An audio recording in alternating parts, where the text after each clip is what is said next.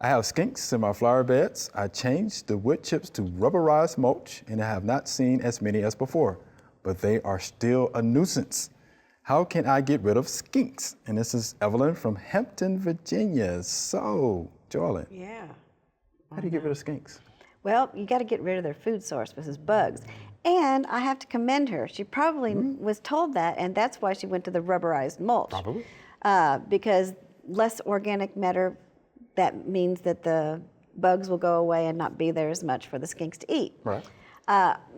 Is she cleaning up everything else? That's the other problem. You got to get all the leaf litter and not have places for them to hide, and just keep everything cleaned up. And so the bugs don't want to be there, and the skinks won't have any place to live. There are nuisance things you can put out, but actually mostly getting rid of their food source and water. If you have standing water sitting around, they like water too. Right. Dry up the water, get rid of the bugs, and you'll probably get rid of the skinks. Right. My mom hates skinks. Yeah, it just scares her to death. But I always tell my mom this, skinks are actually beneficial because they're going to be feeding on snails, slugs, right? Millipedes, spiders, right? Which most people don't want in their gardens anyway. Yeah, true. Yeah.